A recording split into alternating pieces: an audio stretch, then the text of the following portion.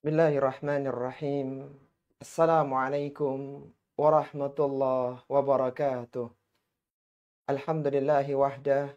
Assalatu wassalamu ala man la nabiyya ba'dah.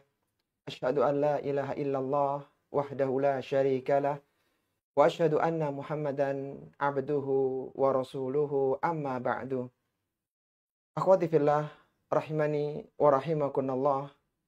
Alhamdulillah kita bersyukur kepada Allah Subhanahu wa taala yang mana kita kembali dipertemukan di majelis yang mulia untuk mengawali konsultasi di kesempatan kali ini. Marilah kita sejenak merenungi salah satu firman Allah Subhanahu wa taala yang ada dalam surat Al-Mumtahanah di ayat yang ke-12. Ketika terjadi Fathu Makkah pada tahun 8 Hijriyah di bulan Ramadan, maka seluruh penduduk Makkah masuk ke dalam agama Islam. Bahkan berbagai utusan datang kepada Rasulullah Sallallahu Alaihi Wasallam menyatakan keislaman mereka. Demikian pula para wanita, mereka mendatangi Rasulullah Sallallahu Alaihi Wasallam untuk berbaiat, dan jumlah mereka ketika itu sekitar 457 orang wanita. Maka Allah Subhanahu wa taala berpesan kepada Rasulullah sallallahu alaihi wasallam dalam firman-Nya di surat Al-Mumtahanah pada ayat yang ke-12. Allah Subhanahu wa taala berfirman, A'udzu billahi minasyaitonir rajim. Ya ayuhan nabiyyu, idza ja'akal mu'minuna idza ja'akal mu'minatu yubayyi'naka 'ala an la yusyrikna billahi syai'a wa la yasriqna wa la yaznina wala yaqtulna auladahunna wala ya'tina bibuhtani yaftarinah wala ya'tina bibuhtani yaftarinahu baina aydihinna wa arjulihinna wala ya'sinaka fi ma'ruf fabayi'hunna wastaghfir lahunna Allah innallaha ghafurur rahim. Kata Allah Subhanahu wa taala, wahai Nabi, apabila datang kepadamu para wanita-wanita mukminah yang mereka ingin berbaiat kepadamu, maka beritahukanlah kepada mereka agar mereka berbaiat meninggalkan 6 larangan Allah Subhanahu wa taala. Apa 6 larangan itu? Yang pertama, alla yusyrikna billahi syai'a. Agar mereka tidak menyekutukan Allah Subhanahu wa taala. Wala yasriqna. Mereka tidak mencuri, mereka tidak boleh mencuri. Wala yaznin, mereka tidak boleh berzina. Wala yaqtulna auladahunna, mereka tidak boleh membunuh anak-anak mereka. Wala ya'tina bibuhtani yaftarinahu baina aydihinna wa arjulihinna. Dan mereka tidak boleh melakukan kedurhakaan, tidak boleh melakukan pendustaan yang mereka ada-adakan antara tangan dan kaki mereka. Wala ya'sinaka fi ma'ruf, dan yang keenam adalah agar mereka tidak mendurhakai perkara yang baik. Maka kalau mereka bersedia berbaiat dalam 6 larangan itu, fabayi'hunna wastaghfir lahunna Allah. Maka silakan engkau menerima baiat mereka dan mohonkanlah ampunan kepada mereka, kepada Allah Subhanahu wa taala untuk mereka. Innallaha ghafurur rahim. Sesungguhnya Allah Subhanahu wa taala Maha Pengampun lagi Maha Penyayang. Rasulullah sallallahu alaihi wasallam ketika membaiat para wanita mukminah saat itu, ketika kejadian Fathu Makkah, maka beliau membaiat dengan ucapan dan beliau tidak menjabat tangan-tangan para wanita tersebut. Sebagaimana diriwayatkan dari Umaymah binti Ruqayqah radhiyallahu taala anha, ia mengatakan Rasulullah sallallahu alaihi wasallam bersabda, "Inni la usafihun nisa." Sesungguhnya aku tidak menjabat tangan wanita. Innama qawli limi'ati imra'atin ka qawli limra'atin wahidatin. Sesungguhnya ucapan baiatku untuk 100 orang kepada 100 orang seperti ucapanku bagi tiap-tiap orang di antara mereka. Jadi beliau hanya membaiat dengan ucapan, tidak berjabat tangan dengan para wanita-wanita tersebut. Dan dalam ayat yang mulia ini, akhwati fillah rahimani wa rahimakumullah, di surat Al-Mumtahanah pada ayat yang ke-12, kita mengetahui bahwa ada 6 larangan bagi para wanita, bagi para muslimah, bagi para mukminah. Larangan yang pertama adalah larangan untuk menyekutukan Allah Subhanahu wa taala. Karena kita tahu kesyirikan adalah dosa yang terbesar. Allah Subhanahu wa taala berfirman, "Wa may yusyrik billahi faqad iftara itsman 'azima." Barang siapa yang melakukan kesyirikan, maka sungguh dia telah melakukan dosa yang sangat besar. Sehingga para mukminah tidak boleh menyekutukan Allah Subhanahu wa taala. Artinya mereka harus belajar tentang tauhid sehingga mereka tahu berbagai bentuk-bentuk kesyirikan untuk ditinggalkan. Kemudian larangan yang kedua adalah larangan mencuri. Karena seorang wanita yang mencuri, maka dia diancam dengan hukuman potong tangan. Allah Subhanahu wa taala berfirman, "Was-sariqu was-sariqatu faqta'u aydiyahuma jazaa'an bima kasaba nakalan minallah wallahu azizun hakim." Kata Allah Subhanahu wa taala dalam surat Al-Maidah pada ayat yang ke-38. Allah berfirman, pencuri laki-laki dan pencuri wanita, faqta'u aydiyahuma, maka potonglah tangan keduanya, jazaa'an bima kasaba nakalan minallah, sebagai balasan atas apa yang mereka lakukan dengan mengambil barang orang lain dan sekaligus sebagai siksaan dari Allah Subhanahu wa taala. Wallahu azizun hakim, dan Allah Subhanahu wa taala Maha perkasa lagi Maha bijaksana. Kemudian larangan yang ketiga adalah larangan berzina. Karena zina adalah perbuatan keji dan termasuk dosa besar. Allah Subhanahu wa taala berfirman, "Wala taqrabuz zina, innahu kana fahishatan wa sa'a sabila." Janganlah kalian mendekati zina, karena zina adalah fahisyah, adalah kekejian, wa sa'a sabila, dan jalan yang buruk. Rasulullah sallallahu alaihi wasallam pernah melihat wanita-wanita yang berzina maka dikumpulkan dalam satu tungku dalam kondisi tidak berbusana, disulut api dari bawah sehingga mereka akhirnya naik ke atas, dan ketika sampai di atas maka dimatikan apinya dan mereka pun turun ke dasar tungku kembali. Kemudian larangan yang keempat adalah larangan membunuh anak-anak mereka. Dahulu di masa jahiliyah para wanita biasa membunuh anak-anak perempuan mereka. Dibunuh, dikubur secara hidup-hidup. Dan ini adalah dosa yang diancam dengan neraka. Sebagaimana Rasulullah sallallahu alaihi wasallam bersabda, "Al-wa'idatu wal mau'udatu finnar illa an tudrikal wa'idatul islama fayaqullahu anha." Kata Nabi Shallallahu Alaihi Wasallam, wanita yang mengubur bayi perempuan hidup-hidup dan bayi perempuan yang dikubur hidup-hidup, keduanya akan dimasukkan ke dalam neraka. Kecuali jika wanita itu masuk ke dalam agama Islam, maka Allah Subhanahu Wa Taala akan mengampuni dosanya. Jadi membunuh anak-anak, maka ini adalah dosa yang diancam dengan neraka. Lalu kemudian larangan yang kelima adalah larangan berbuat dosa yang dilakukan oleh tangan dan kaki mereka. Artinya, larangan untuk menasabkan anak-anak orang lain kepada suami mereka. Larangan untuk melakukan perselingkuhan, tidak diperbolehkan. Kalau seandainya ada seorang wanita yang dia berzina, wal-iyadzubillah, baik itu diketahui oleh suaminya atau tidak diketahui oleh suaminya, maka nasab anak itu tetap diberikan kepada suaminya. Artinya bukan dinasabkan kepada laki-laki yang menzinainya. Jika ada seorang wanita yang menikah, kemudian dia melakukan perselingkuhan, wal-iyadzubillah, baik itu suaminya tahu atau tidak tahu, maka anak itu dinasabkan kepada suaminya yang sah. Namun wanita itu tetap berdosa.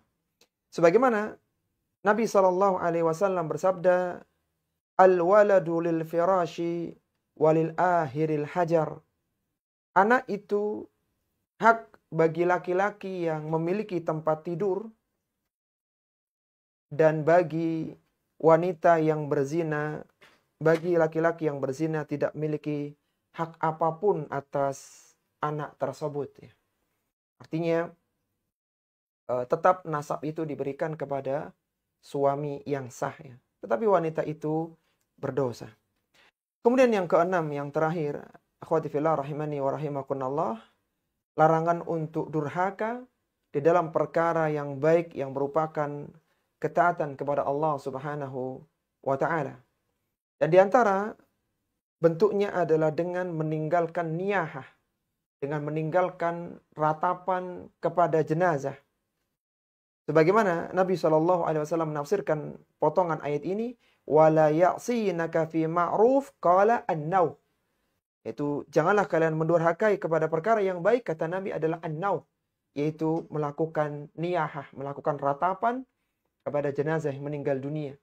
Baik itu dengan merobek baju, menampar pipi, menjambak rambut, maka semuanya adalah bentuk niyahah yang terlarang. Dan niyahah adalah salah satu bentuk kekufuran. Sebagaimana Rasulullah Sallallahu Alaihi Wasallam bersabda, "Ithnatani fin nasi huma bihim kufrun." Ada dua hal yang dilakukan oleh manusia dan keduanya adalah bentuk kekufuran. Apa dua hal itu?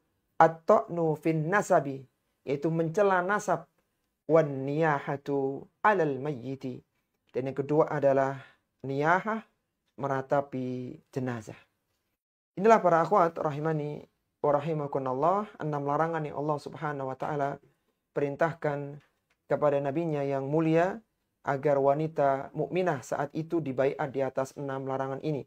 Yaitu mereka dilarang untuk menyekutukan Allah Subhanahu wa taala, dilarang untuk mencuri, dilarang untuk berzina, dilarang membunuh anak-anak mereka, dilarang untuk melakukan perselingkuhan, dilarang untuk melakukan niyahah. Taib, ini sebagai renungan di kesempatan kali ini. Semoga kita dijauhkan dari berbagai larangan-larangan tersebut. Ana kembalikan waktunya ke moderator untuk membuka konsultasi muslimah. Wassallallahu ala nabiyina Muhammadin wa ala alihi wa sahbihi wasallam. Hasanan, kepada akhwat wa ummahat yang ingin bertanya, dipersilakan raise hand terlebih dahulu. Tafadholi Juniarti dari Bandung. Ya, assalamualaikum warahmatullahi wabarakatuh, Pak Ustadz. Semoga Waalaikumsalam Pak Ustadz dan warahmatullahi. keluarga selalu disehatkan oleh Allah dan keluarga selalu dalam lindungan Allah Subhanahu wa taala. Amin ya rabbal alamin. Nah, saya izin bertanya Pak Ustadz dengan larangan wanita ya.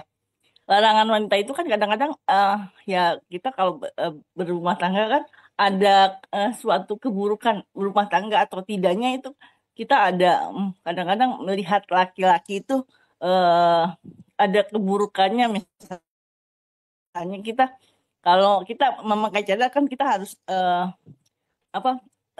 lihat baiknya ya, banyak mudah-mudahan baiknya banyak gitu, nggak bermaksiatnya nggak banyak.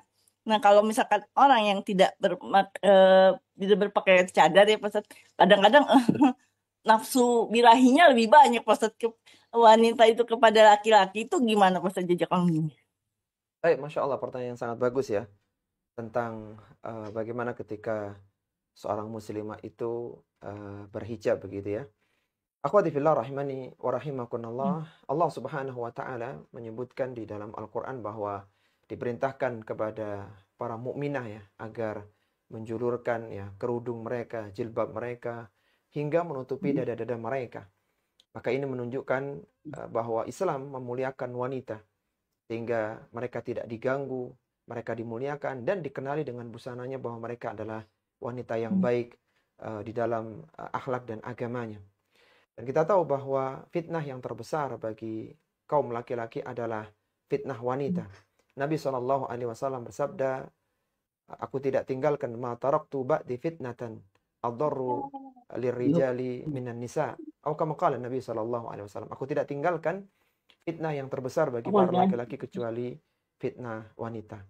Maka ketika seorang muslimah itu keluar ya, hendaknya dia berpakaian dengan pakaian yang syar'i, tidak menggunakan wangi-wangian, ya, kemudian tidak melunakkan ucapannya sehingga tidak menimbulkan fitnah bagi yang lainnya. Tapi pada asalnya ketika seorang wanita berkata kepada laki-laki dalam hal yang wajar ya, misalnya dia berjualan, kemudian pembelinya adalah laki-laki, maka pada asalnya ucapan mereka ini adalah ucapan biasa.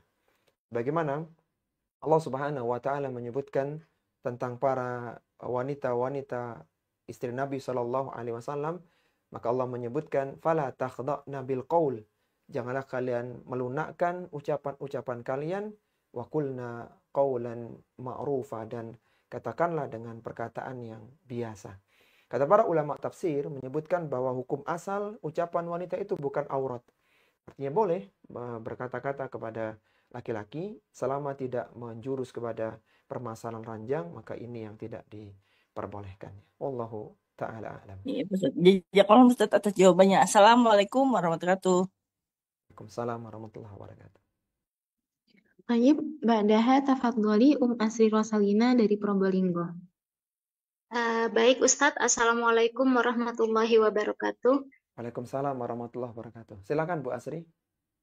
Nah Ustadz, mengenai larangan-larangan untuk wanita, di antaranya kan juga ada larangan untuk berjual beli ketika sholat Jumat ya Ustadz, ketika sholat Jumat itu didirikan. Nah misalnya bagaimana kalau transaksi itu terjadi antara seorang wanita dengan seorang laki-laki kafir yang notabene memang mereka itu tidak dikenai kewajiban untuk sholat Jumat, apakah transaksi jual belinya ini sah Ustadz? Baik, Masya Allah. Iya, pertanyaan yang sangat bagus ya dari Probolinggo ya, tentang bagaimana jual beli bagi wanita yang tidak sholat Jumat dengan orang yang tidak melakukan sholat Jumat, begitu ya. Baik, akhwati fillah, rahimani wa rahimakumullah, disebutkan dalam sebuah hadis ya bahwa tidak diperbolehkan ya, atau disebutkan oleh Allah Subhanahu wa taala dalam ayat Al-Qur'an di surat Al-Jumu'ah. Allah Subhanahu wa taala berfirman, A'udzubillahi minasyaitonir rajim, ya ayyuhalladzina amanu idza nudiya lis-salati min yaumil jum'ah fas'au ila dzikrillahi wa dzarul bai'. Wahai orang-orang yang beriman, apabila kalian diseru untuk melakukan salat Jumat ya, maka bersegeralah kalian mendatangi seruan tersebut, wa dzarul bai', dan tinggalkanlah jual beli. Kata para ulama fuqaha menyebutkan bahwa kalau ada seorang yang wajib sholat Jumat, kemudian dia melakukan transaksi jual beli, maka jual belinya tidak sah. Jual belinya tidak sah secara hukum Islam. Ini berlaku bagi orang-orang yang berkewajiban melakukan sholat Jumat. Sehingga kalau ada seorang muslimah, ya, dia bertransaksi dengan muslimah yang lainnya, ketika adzan berkumandang, adzan Jumat berkumandang, atau bahkan khotib sudah naik di atas mimbar, maka transaksinya sah. Karena larangan itu hanya berkaitan dengan orang-orang yang melakukan sholat Jumat ya. Demikian pula, sebagaimana kita tahu diperbolehkannya seorang muslim bertransaksi ya dengan orang-orang non-muslim, dan juga sebaliknya orang-orang kafir bertransaksi dengan orang Islam, maka ini menunjukkan bahwa kalau mereka melakukan transaksi, artinya muslim bertransaksi dengan orang kafir dan dia tidak tidak melakukan sholat Jumat, maka transaksinya tetap sah begitu. Sehingga transaksinya sah karena dia tidak mendapatkan seruan untuk melakukan sholat Jumat. Demikian pula misalnya ada seorang yang dia safar ya, dia tidak wajib sholat Jumat, atau anak kecil yang belum balik, maka kembali lagi saat tidak terkena seruan sholat Jumat, maka berjual beli dengan orang semacam itu diperbolehkan ya. Wallahu ta'ala a'lam. Baik Ustadz, Masya Allah, jazakumullahu khairan ilmunya. Mohon maafin ya Ustadz. Ada lagi Bu Asri? Terima kasih banyak Ustadz. Sudah cukup, saya kira cukup Ustadz. Jazakumullahu khairan. Jazakumullahu khairan. Silakan yang lainnya. Baik, Taliha tafadholi Ummu Ammar dari USA. Ya, jazakumullahu khairan host. Alhamdulillah, jazakumullahu khairan Ustadz atas tausiahnya tadi. Yang ingin ditanyakan Ustadz, yang pertama adalah Assalamualaikum warahmatullahi wabarakatuh. Waalaikumsalam Ustadz, warahmatullahi mohon wabarakatuh. nasihatnya apabila ada anggota keluarga yang meminta bantuan, tapi bantuan ini berupa ada kemaksiatan di dalamnya, Ustadz. Di sini ada dua kasus. Yang pertama adalah meminta bantuan untuk biaya pernikahan, tapi pernikahannya berbeda agama. Yang wanita muslim, kemudian dia tanda kutip mau menikah dengan kafir. Apakah itu bisa dibantu? Karena keluarga ini keluarga dekat, Ustaz. Maksudnya dia kakak, gitu. Kakak yang meminta bantuan. Kemudian satu lagi kasusnya, ini juga kakak kandung, dia ingin pergi ke satu tempat untuk bekerja, tetapi tempat tersebut daerahnya adalah negara daerahnya daerah musyrik, Ustadz. Jadi di mana di dalamnya ada penyembah-penyembah berhala seperti itu, Ustadz. Agama-agama yang seperti itu. Mohon nasihatnya, apakah bila dia meminjam uang untuk biaya perjalanan dan biaya hidup di bulan pertama, bolehkah kita membantunya sebagai adik? Baik, Masya Jazakumullahu Allah. khairan, Ustaz. Jazakumullah khairan, Masya Allah. Pertanyaan sangat bagus ya dari USA tentang bagaimana kalau ada seorang muslimah dia diminta oleh saudaranya ya, tetapi ada unsur kemaksiatan yang ada di dalamnya begitu. Yang pertama, akhwati fillah rahimani wa rahimakumullah, secara umum seorang muslim dan muslimah dilarang untuk ta'awun di dalam dosa dan kemaksiatan. Sebagaimana Allah Subhanahu wa taala firmankan dalam Al-Qur'an, "Wala ta'awanu 'alal itsmi wal udwan." Janganlah kalian saling tolong-menolong di dalam dosa dan permusuhan. Dikatakan al-itsm yaitu dosa yang berkaitan antara hamba dengan Allah Subhanahu wa taala, dan dikatakan dengan al-udwan, permusuhan, apabila itu adalah dosa seorang hamba dengan hamba yang lainnya. Maka dua jenis dosa ini tidak boleh ditolong, tidak boleh dibantu. Yaitu tidak boleh seorang membantu muslimah yang lainnya bermaksiat kepada Allah Subhanahu wa taala, dan tidak diperbolehkan pula seorang muslimah itu membantu saudarinya yang dia bermusuhan dengan saudari atau wanita yang lainnya. Secara umum Allah Subhanahu wa taala melarang hal yang demikian ya. Ya, kemudian kita juga harus melihat bahwa di dalam ingkarul mungkar, di dalam mengingkari satu kemungkaran, maka tidak diperbolehkan mendatangkan atau memunculkan kemungkaran yang jauh lebih besar. Sebagaimana Nabi Shallallahu Alaihi Wasallam bersabda, "Man ra'a minkum munkaran, falyughayyirhu biyadihi, fa illam yastati fa bilisanih, fa illam yastati fa biqalbihi, wa dzalika at'aful iman." Kata Nabi Shallallahu Alaihi Wasallam, barang siapa yang melihat adanya kemungkaran, tadi menikah dengan yang bukan seagama ya, bagi seorang muslimah, atau dia tadi bekerja di tempat yang ada potensi dosa, maka ini semua adalah bentuk kemungkaran kepada Allah Subhanahu wa taala. Maka kata Nabi, falyughayyirhu biyadihi. Kalau dia punya kemampuan, maka dia melarang atau mencegah dengan tangannya. Wa illam yastati, kalau tidak mampu maka dengan lisannya, dengan nasihat. Wa illam yastati fa biqalbi, kalau tidak mampu maka dengan hatinya. Wa dzalika at'aful iman, dan itu adalah selemah-lemah iman. Artinya mengingkari dengan hati, dia harus ada perasaan dalam hatinya bahwa ini adalah dosa, ini kemaksiatan. Tapi dia tidak bisa, tidak berani menunjukkan secara fisik begitu. Taib, lihatlah Nabi SAW yang merinci ingkarul mungkar dengan 3 tahapannya. Terkadang seorang dengan tangan, terkadang seorang cukup dengan lisan, bahkan terkadang hanya bisa mengingkari dengan hati. Maka ini menunjukkan dalam ingkarul mungkar itu tidak satu caranya, tapi ada 3 cara. Kapan kita menggunakan cara 1, kedua, bahkan ketiga?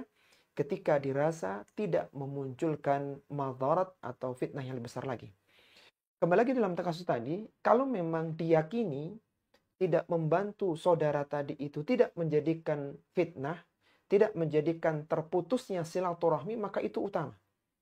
Misalnya ketika tidak dibantu ya, karena memang ada saudara yang lain, atau hal-hal yang semisalnya, intinya ketika tidak dibantu, maka tidak sampai terjadi pemutusan hubungan silaturahmi, tidak terjadi permasalahan keluarga, maka tidak membantu itu lebih utama. Akan tapi ketika dikhawatirkan ya, kalau tidak dibantu, maka akan terjadi putus silaturahmi, hubungan kekeluargaan putus, padahal dia seorang muslimah, yang Nabi SAW mengancam dalam hadisnya, la yadkhulul jannah qati, tidak akan masuk surga orang yang memutuskan hubungan silaturahmi. Dua saudari yang akhirnya terputus, maka ini diancam dengan neraka.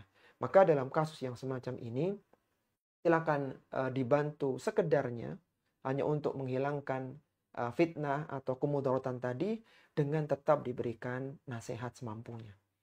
Misalnya, kebutuhan pernikahannya itu sekian juta, maka hanya sekedarnya, ya ini mungkin ini yang bisa aku bantu kak, misalnya begitu. Tapi ingat, harusnya tidak boleh seorang muslimah itu menikah dengan laki-laki yang bukan muslim. Demikian pula yang tadi akan berangkat kerja, maka aku tidak punya banyak uang, hanya ada ini. Dan semoga ini engkau bisa gunakan untuk ketaatan kepada Allah Subhanahu wa Ta'ala. Jadi, karena dikhawatirkannya ketika tidak diberi, maka akan terputus silaturahmi. Sehingga satu orang dengan orang lain kondisinya berbeda. Yang jelas, di dalam ingkarul mungkar, jangan sampai justru mendatangkan kemungkaran yang jauh lebih besar. Wallahu ta'ala a'lam. Masya Allah. Ya Ustadz, masih ada satu lagi boleh Ustadz? Naam, tafadhali Ummu Amar. Ya. Assalamualaikum warahmatullahi wabarakatuh. Ustadz mohon nasihat dan pencerahannya apabila seseorang berniat misalnya di bulan Zulhijjah ini, saya tidak mau puasa di tanggal 1, nanti aja tanggal 9. Apakah berniat yang seperti ini termasuk jelek Ustadz? Karena kan direkomendasikan puasa dari tanggal 1. Apakah ini niat yang seperti ini diperbolehkan? Kemudian Ustadz, untuk hari-hari tasyrik, misalnya ketika kita punya rezeki, bolehkah kita misalnya menyediakan makanan open house beberapa hari tersebut? Jadi membuka siapa saja yang mau datang. Apakah itu termasuk dalam ibadah? Jazakumullahu khairan atas pencerahan Ustaz. Baik, jazakumullahu khairan. Masya Allah, pertanyaan sangat bagus ya dari USA ya, tentang bagaimana ketika seorang muslimah itu dia tidak berpuasa full dalam 9 hari Dhul Hijjah, yang hari ini adalah hari pertama ya. Kemudian insya Allah akan terus berlangsung sampai pada puncaknya di hari Arafah. Dia tidak berpuasa full, tapi hanya fokus dengan puasa Arafah saja. Yang pertama, akhwati fillah rahimani wa rahimakumullah, hari-hari ini adalah hari-hari yang utama di sisi Allah Subhanahu wa Ta'ala. Sebagaimana Allah Subhanahu wa Ta'ala bersumpah dalam Al-Quran di surat Al-Fajr pada ayat yang kedua, Allah berfirman, walayalin ashar, demi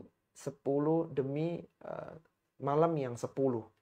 Kata para ulama tafsir ya, di antara tafsiran mereka yang dimaksud dengan walayalin ashar, demi malam yang 10 yang dijadikan sumpah oleh Allah Subhanahu wa Ta'ala, yaitu demi 10 hari pertama di bulan Dhul Hijjah.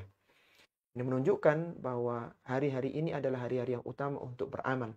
Semoga Allah Subhanahu wa Ta'ala memudahkan kita semua untuk mengisinya dengan berbagai amalan ibadah, dan semoga Allah menjauhkan kita dari berbagai bentuk kemaksiatan. Bahkan para ulama salaf dulu, mereka memberikan perhatian pada 3-10 dalam putaran setahun. Yang pertama adalah 10 hari pertama di bulan Al-Muharram, kemudian 10 hari terakhir di bulan Ramadan, dan 10 hari pertama di bulan Dhul Hijjah. Bahkan Syekhul Islam Ibnu Taimiyah rahimahullahu ta'ala ketika ditanya, mana yang lebih utama antara 10 hari pertama di bulan Dhul Hijjah dengan 10 hari terakhir di bulan Ramadan, maka beliau menyebutkan untuk malam harinya yang utama adalah 10 hari terakhir di bulan Ramadan, karena di sana ada Lailatul Qadar. Adapun untuk siang harinya yang utama adalah 10 hari pertama di bulan Dhul Hijjah, atau 10 hari pertama di bulan Al-Muharram. Yang jelas bahwa hari-hari ini adalah hari-hari yang utama di sisi Allah Subhanahu wa Ta'ala untuk melakukan berbagai amalan ibadah. Dan di antara ibadah yang disyariatkan adalah berpuasa 9 hari. Bagaimana diriwayatkan dari Hafsah radhiyallahu taala anha, ia mengatakan anna Nabiya sallallahu alaihi wasallam kana yasumu yauma Asyura. Nabi SAW berpuasa pada hari Ashura pada tanggal 10 Al-Muharram. Wa tis'an min Dzulhijjah, dan puasa 9 hari di bulan Dzulhijjah. Wa thalathata ayyamin minasyahri, dan juga berpuasa 3 hari di setiap bulan. Bahkan disebutkan dalam riwayat yang lainnya tentang keutamaan beramal di 10 hari pertama di bulan Dzulhijjah. Kata Nabi SAW, mal amalu fil ayyamil ashri afdalu minal amali fi hadhihi. Tidak ada amalan yang dilakukan di 10 hari yang lebih utama daripada 10 hari ini. Di 10 hari pertama di bulan Dzulhijjah. Qalu walal jihad, meskipun juga jihad wahai Rasulullah. Qala walal jihad, meskipun jihad. Kita tahu jihad adalah amalan yang besar, amalan yang dijanjikan dengan berbagai keutamaan, maka amalan jihad pun juga tidak bisa melampaui beramal di 10 hari pertama di bulan Dzulhijjah. Illa rajulun kharaja yukhatiru bin nafsihi wa malihi falam yarji bi syai'in. Kecuali orang yang berangkat jihad, dia bawa dirinya dan perbekalannya dan tidak ada yang kembali sedikit pun. Artinya dia meninggal di medan peperangan dan hartanya dirampas oleh musuh. Ini menunjukkan bahwa keutamaan beramal di 10 hari pertama di bulan Dzulhijjah.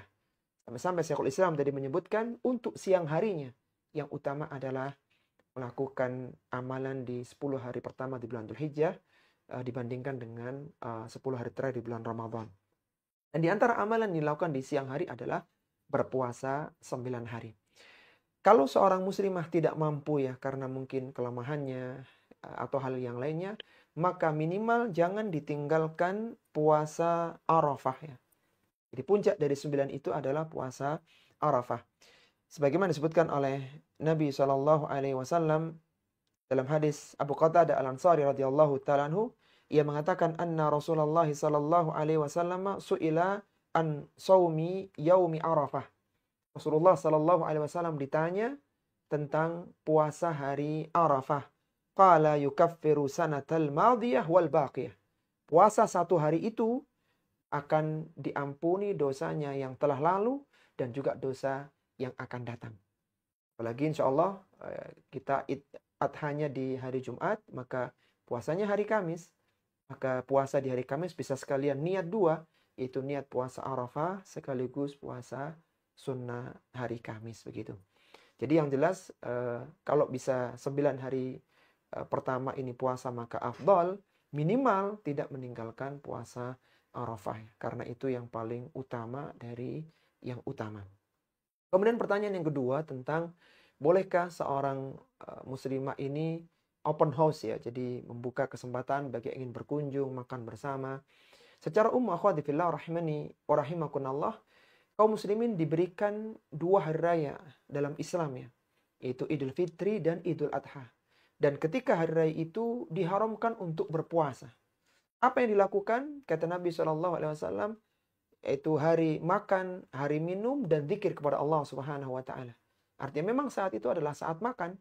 Jadi ketika ada tetangga yang datang, keluarga yang datang, kemudian makan hewan kurban, maka inilah yang disyariatkan, maka ini diperbolehkan. Dan tentunya juga memperbanyak zikir ya, dengan memperbanyak takbir selama di hari-hari tasyrik ya. Jadi diperbolehkan ketika seorang open house ya, mempersilahkan orang-orang yang ingin hadir ke rumahnya untuk makan bersama, maka ini tidak mengapa ya. Wallahu ta'ala a'lam. Iya Ustadz, jazakumullahu khairan. Ini terkait dengan yang tadi Ustadz, Tafadhal ya pertanyaan Muhammad. satunya Ustadz. Ustadz, apabila seseorang misalnya mau berkurban tapi melihat kondisi keuangan, misalnya baru ada ketentuannya di hari ke-6. Jadi diniatkan tapi baru bisa mengambil keputusan di hari ke-6. Apakah misalnya sudah memotong kuku karena sesuatu dan lain hal. Tapi ketika tanggal ke hari ke-6-nya bisa, apakah berkurbannya itu afdal Ustadz? Mohon nasihatnya, jazakumullahu khairan. Jazakumullahu khairan, Masya Allah. Pertanyaan bagus ya. Bagaimana ketika seorang muslimah ini baru punya niatan dan kemampuan di tanggal 6 Dzulhijjah ya. Jadi bukan dari awal kapan dia dilarang untuk memotong kuku ya.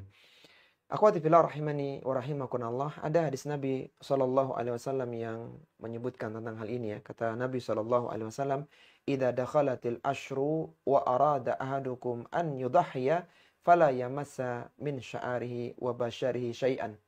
Jika telah masuk 10 hari pertama di bulan Dzulhijjah dan seorang itu, kata Nabi, wa arada ahadukum an yudahhiya, dan dia ada keinginan untuk berkurban. Satu Dzulhijjah ada keinginan untuk berkurban, maka janganlah dia memotong rambutnya atau kulitnya sedikit pun. Dalam riwayat yang lainnya disebutkan, fala ya'khudanna min sya'arihi wala min adfari syai'an hatta yudahhiya. Janganlah dia memotong rambutnya dan juga kukunya hatta yudahhiya, sampai dia berkurban, artinya sampai hewannya disembelih. Perhatikanlah lafadz hadis ini yang menyebutkan ya, di sini riwayat Al-Imam Muslim dalam sahihnya nomor 1977 ya. Nabi menyebutkan wa arada ahadukum an yudahhiya. Ini menunjukkan bahwa larangan itu muncul ketika seorang sudah meniatkan untuk berkurban. Misalnya kembali dalam pertanyaan tadi, ada seorang muslimah karena tidak ada uang, dia tidak niat berkurban. Nah, baru tanggal 6-nya dia muncul niatan. Maka ketika muncul niatan itu, dia beli hewan kurban, maka saat itu dia tidak boleh memotong kuku, rambutnya ya, kulitnya tidak boleh dipotong ya. Dan ini larangannya adalah larangan litanzih ya, artinya hukumnya makruh ya. Tapi ketika seorang melanggar maka tetap sah, meskipun keutamaannya berbeda dengan yang menjaga diri dari memotong kuku dan rambutnya begitu. Intinya ketika sudah muncul niatan, maka saat itulah larangan memotong itu berlaku. Dan larangan ini khusus bagi yang diatasnamakan begitu. Misalnya ada seorang muslimah yang dia berkurban seekor kambing dan diniatkan dia beserta keluarganya. Jadi disampaikan ke panitia, ini adalah kurbanku dan keluargaku begitu. Maka atas namanya dialah yang terkena larangan untuk memotong kuku. Adapun keluarganya yang secara umum tidak terkena larangan itu. Jadi boleh seorang berkurban kambing, dia beserta keluarganya. Tapi tidak boleh dirinci ya. Ini dia beserta anaknya, anak pertama, anak kedua, anak ketiga, tidak boleh. Karena jadinya nanti perincian ta'yin. Harusnya cukup satu orang diatasnamakan dan yang lainnya itu ikut secara umum, secara pahala. Tapi yang dilarang untuk memotong kuku hanyalah yang diatasnamakan saja. Jadi kembali dalam percayaan tadi, yang berkurban tanggal 6, maka saat tanggal 6 itulah dia tidak boleh motong kuku sampai hewannya disembelihnya. Wallahu ta'ala a'lam. Ya Ustadz, Masya Allah. Jazakumullahu khairan. Jazakumullahu khairan. Nah, tafadhali yang lainnya, silakan. Ayat tafadhali ba'daha Idul Islami dari Perancis.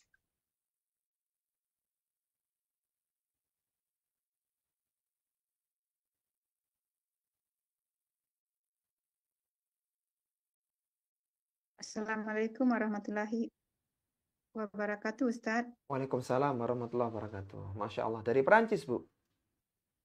Iya, Ustadz. Alhamdulillah. Jam berapa di sana sekarang, Bu? Sekarang 15.45. Oh, setelah asar ya? Belum masuk asar. Asar nanti masuknya jam 18. Masya Allah. 15, Ustadz. Siap, Masya Allah. Nah, Ya. tafadhali, silakan. Wanita kan dilarang memakai wangi-wangian karena kalau bertemu laki-laki gitu. Tapi kalau niatnya bukan untuk menggoda laki-laki, apakah tetap berdosa, Ustaz?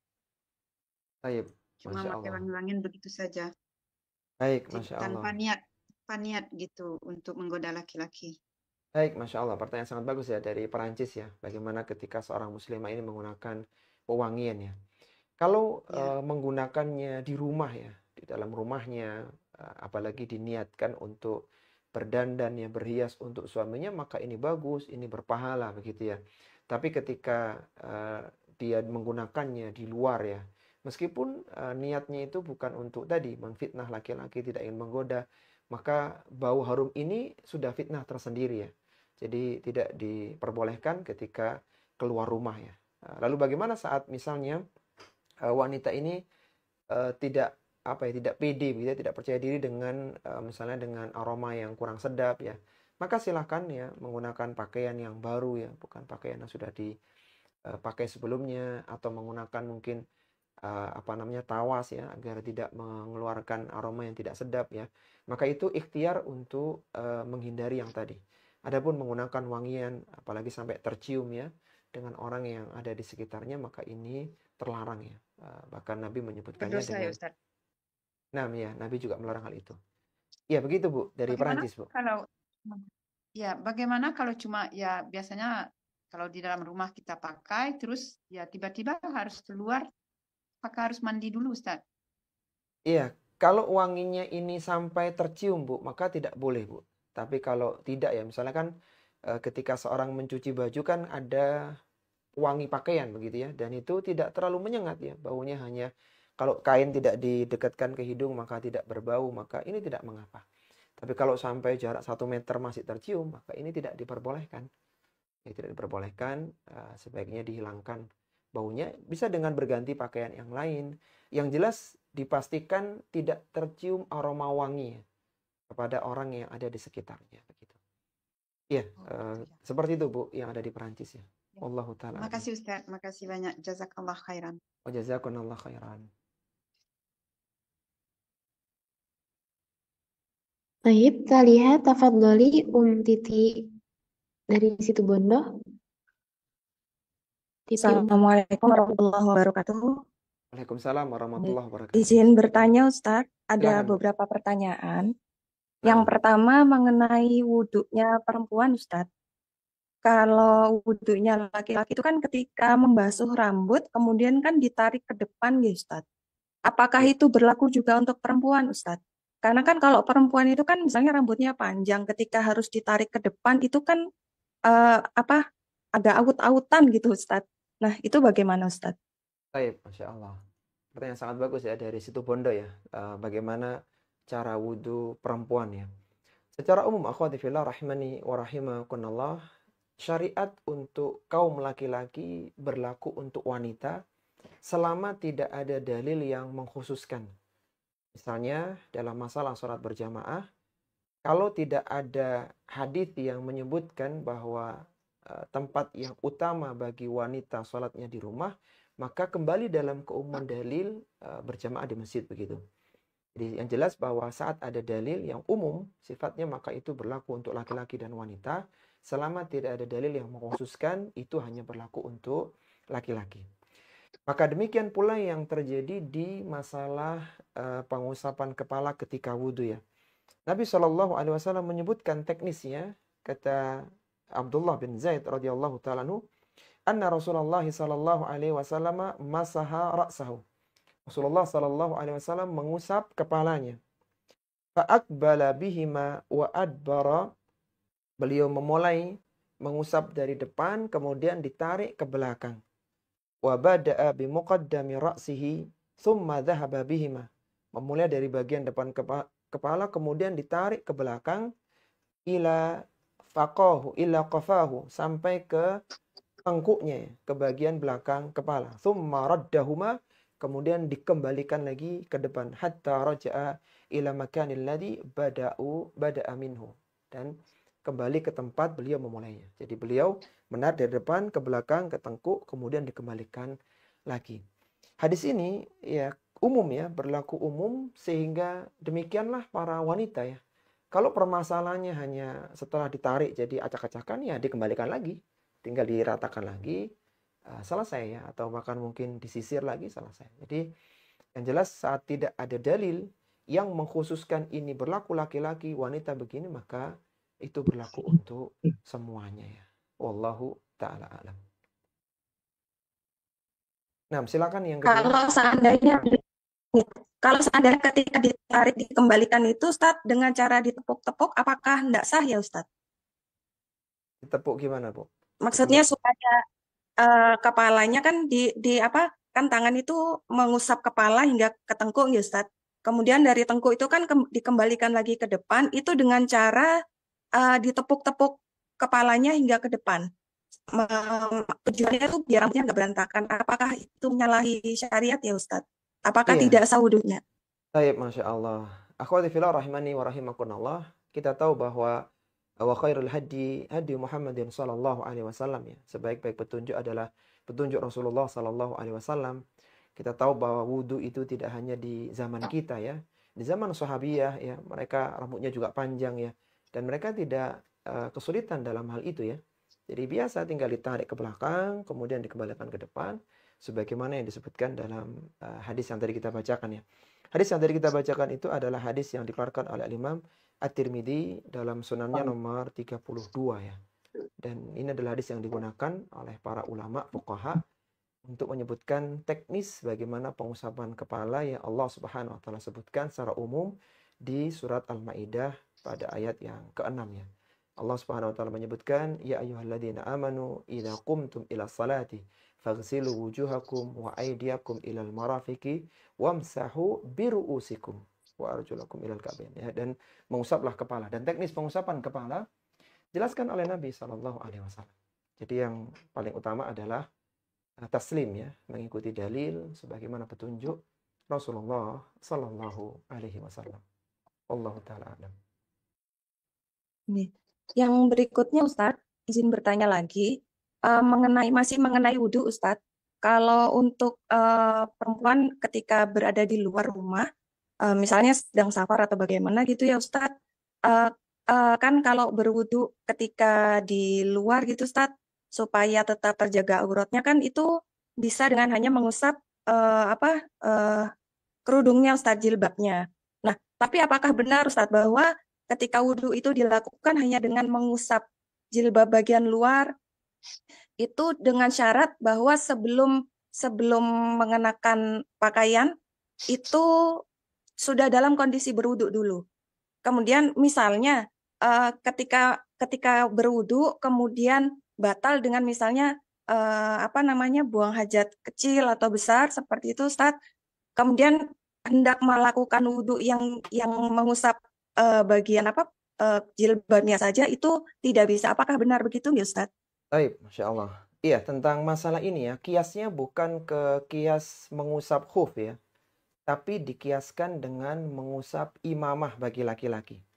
Jadi ada dua pengusapan. Kalau yang mengusap khuf itu kan untuk kaki ya. Adapun pengusapan, dan itu ada syarat-syaratnya ya. Salah satunya adalah ketika menggunakan khuf harus berwudu, kemudian khufnya dalam kondisi suci, kalau dia mukim sehari semalam, kalau dia safar 3 hari 3 malam, itu pembahasan khuf ya. Adapun yang digunakan dalil dalam hadis Ummu Salamah radhiyallahu taala anha itu, yang mana Ummu Salamah radhiyallahu taala istri Nabi sallallahu alaihi wasallam, beliau ketika dalam kondisi semacam tadi ya, di luar, maka beliau mengusap bagian ujung rambutnya dan di bagian kerudungnya yang bagian luar. Nah, itu kata para ulama kita dikiaskan dengan bolehnya laki-laki mengusap imamah. Jadi kiasnya bukan kias ke khuf dengan berbagai syaratnya tadi, tapi kias ke imamah ya. Sebagaimana laki-laki diperbolehkan untuk mengusap imamah, maka demikian pula wanita dalam kondisi tadi. Salah satu dalilnya adalah sebagaimana disebutkan dalam hadis Ibnul Mughirah ya radhiyallahu taala anhu dari bapaknya, anna Nabiyya sallallahu alaihi wasallam masaha 'alal khuffaini wa muqaddamu ra'si wa 'ala imamatihi. Rasulullah sallallahu alaihi wasallam mengusap kedua khufnya, bagian depan kepalanya dan bagian atas, wa 'ala imamatihi, dan di atas imamahnya, surban yang dililit begitu. Dan riwayat yang lainnya disebutkan anna Nabiyya sallallahu alaihi wasallam tawaddaa famasaha bi nasiyatihi wa ala imamatihi wa ala al-khuffain. Nabi sallallahu alaihi wasallam berwudu dengan mengusap ubun-ubunnya, jadi dimasukkan dulu ke ubun-ubun, kemudian diusap bagian surbannya dan diusap pula telapak kakinya. Artinya bagian atas kakinya begitu. Kembali lagi bahwa kiasnya adalah kias ke imamah, dan imamah ketika diusap tidak menggunakan syarat-syarat tadi. Sehingga boleh misalnya seorang menggunakan jilbab, kerudung tanpa berwudu, kemudian wudunya diusap, maka diperbolehkan. Karena kiasnya bukan kepada kias khuf, tapi kias tentang pengusapan imamah bagi laki-laki. Wallahu ta'ala alam. Yang terakhir Ustaz, mengenai ini, kalau misalnya kita menerima pemberian dari seorang teman yang dia bekerja di lembaga riba. Itu bagaimana Ustadz? Kalau Apakah memang diperbolehkan misalnya kita bertamu kemudian diberikan suguhan seperti itu Ustadz? ya kalau tidak diketahui secara jelas ya bahwa ini adalah hasil riba, maka tidak mengapa. Misalnya kita tidak tahu bahwa ini benar-benar hasil bunga ribanya, maka tidak mengapa ya. Karena seorang muslim ini menghukumi dhair kepada muslim yang lainnya. Dan hukum asalnya hidangan ya makanan dari seorang muslim kepada muslim yang lainnya ini diperbolehkan. Kecuali dia secara jelas ini adalah makanan yang aku beli dari uang hasil riba, maka tidak diperbolehkan. Bagaimana Nabi SAW melarang dalam hadisnya, kullu lahmin nabata min sukhtin fannaru aula bihi. Setiap daging yang tumbuh dari makanan yang haram, maka neraka lebih berhak untuknya. Tapi ketika tidak disebutkan ya, maka tidak perlu takalluf ya, tidak perlu memberatkan diri, sehingga ya bismillah ya kita konsumsi secara zahir ini adalah sesuatu yang halal. Wallahu taala a'lam. Baik, terima kasih Ustaz untuk jawabannya. Jazakumullah khairan. Wa jazakumullah khairan. Silakan yang lainnya. Taib, Ba'daha tafadholi Yuli Astuti dari Malang.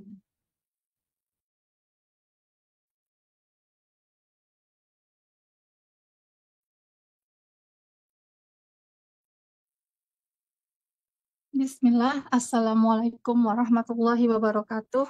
Waalaikumsalam warahmatullahi wabarakatuh. Silakan Bu.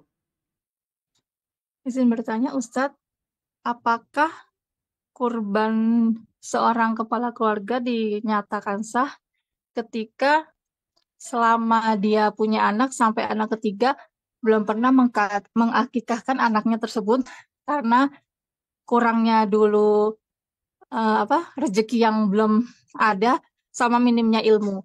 Nah, baru di anak ketiga ini dikasih rezeki yang cukup dari Allah.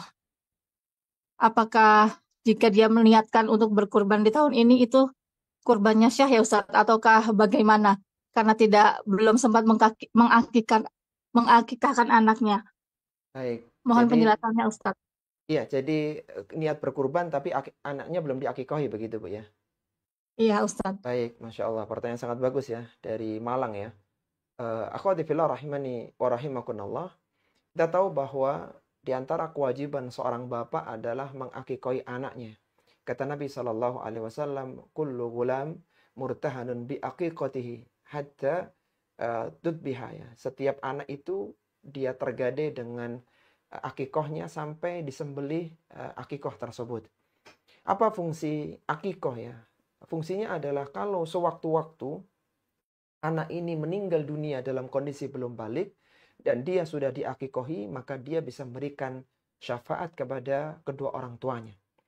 Sehingga para ulama fuqaha menyebutkan batasan kewajiban orang tua mengakikohi anaknya itu sampai balik. Jadi dari mulai lahir sampai balik ini orang tua masih punya kewajiban begitu untuk mengakikohi anaknya. Meskipun sudah mumayyiz ya, tapi belum balik maka masih ada kewajiban. Kalau seandainya nanti setelah balik anak itu belum diakikoi, maka anak itu boleh mengakikoi diri sendiri. Bagaimana disebutkan dalam hadis riwayat Al-Baihaqi ya, bahwa Nabi SAW mengakikoi dirinya saat beliau berusia 40 tahun ya. Ba'da nubuwah, saat beliau setelah menjadi nabi. Ini menjadi dalil tentang bolehnya seorang mengakikoi diri sendiri. Kembali lagi dalam pertanyaan, bagaimana kalau orang tua itu belum mengakikoi anaknya dan dia ingin berkurban? Yang tepat adalah dia mengakikoi dulu anaknya. Jadi akikoi dulu anaknya, kalau laki-laki 2 ekor kambing, kalau perempuan 1. Bahkan kalau tidak ada biaya, maka laki-laki boleh 1 ekor kambing. Sudah cukup ya, meskipun kurang afdol. Yang jelas hendaknya ini didahulukan karena ini seumur hidup sekali bagi anak itu. Dan adapun kalau kurban maka bisa tiap tahunnya. Jadi kalau jumlahnya keuangannya terbatas, maka sebaiknya akikoh dulu. Dan akikoh tidak harus ketika Idul Adha ya. Jadi boleh di hari-hari Idul Hijjah menyembelih kambing tanpa harus menunggu di hari Idul Adha. Intinya yang utama adalah akikoh dulu, kemudian baru berkurban ya. Karena kewajiban kurban lebih luas, bisa tiap tahun, sedang akikoh hanya sekali dalam seumur hidup dalam perjalanan anak itu ya. Wallahu taala a'lam. Ada lagi yang lainnya Bu Yuli?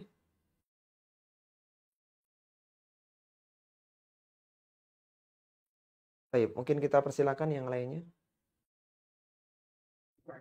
Afwan Ustaz, الوقت قد انتهى هل ممكن نكفي هذا اللقاء أو نستمر؟ واحد إن شاء الله ما في مشكلة. طيب تفضلي بعدها إرنا يوستي.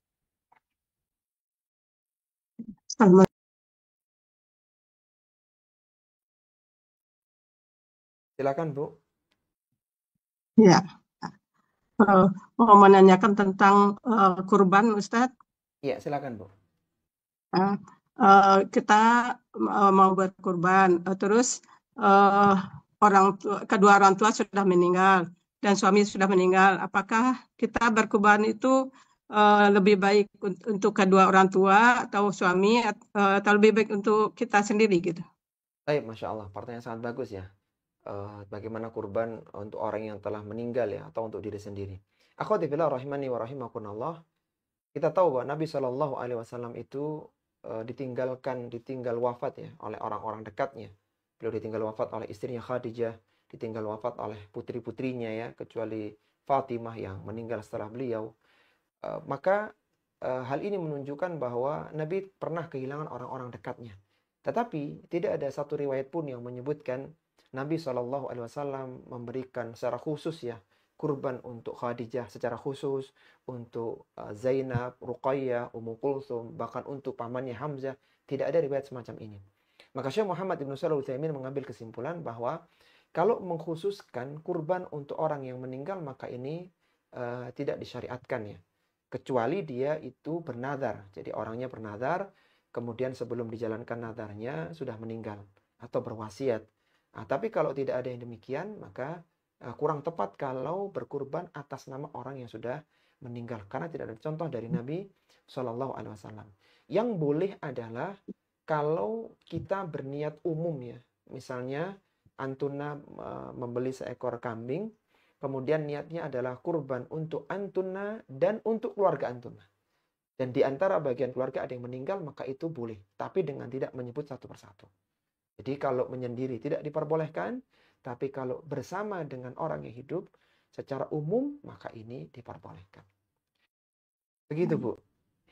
Ya, jazakallahu khairan. Jazakumullah khairan. Baik, mungkin sudah cukup ya akhwati fillah, karena waktu yang terbatas. Silahkan mungkin bisa disampaikan di lain kesempatan. Ana mohon maaf kalau ada yang hal kurang berkenan. Kita kembalikan ke moderator untuk menutup konsultasi di kesempatan kali ini. Baik,